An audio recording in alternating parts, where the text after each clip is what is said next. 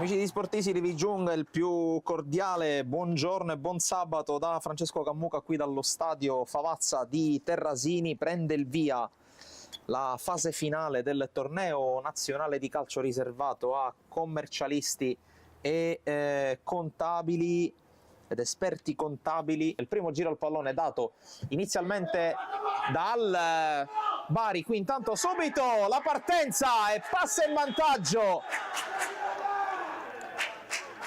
con il gol che è regolare. Il gol è regolare, allora passa in vantaggio subito il Foggia. Non sappiamo quanto sarebbe corretta questa dicitura anche in virtù di rivalità campanilistica. Qui intanto conclusione con la palla che si perde fuori di pochissimo, ci ha provato Iovene, barriera a 5 per il Foggia, se ne vanno tutti, alla fine c'è la conclusione rasoterra di Gigante, bloccata senza grossi problemi dal portiere del Foggia. Complicato da gestire, arriva comunque dalle parti di Iovene, anzi di Marasciulo, poi Pirolo al limite, Pirolo col destro! E questo è un gran gol di Pirolo che riporta in parità la situazione.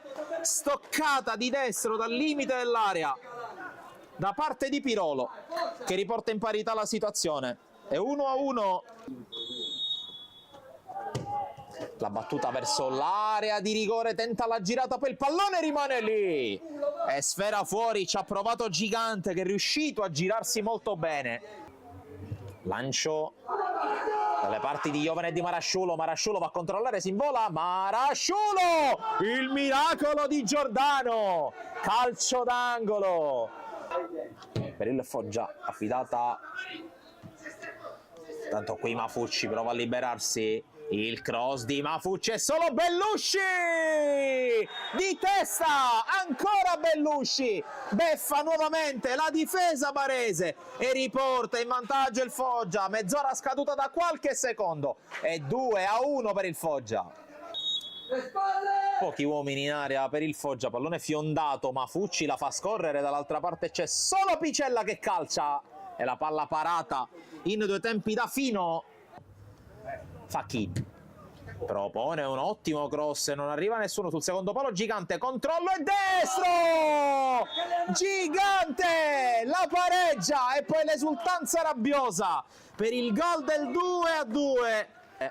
Totem della fase offensiva del Bari. Qui Iovene si gira, lo scarico, Pirolo, la parata da parte di Rinaldi, pallone che rimane lì. Gigante! Gigante, un falco sotto porta, doppietta in pochi minuti per l'Ariete del Bari che passa in vantaggio. Marasciulo qui incespica sulla palla, poi si rialza e dribbla un avversario.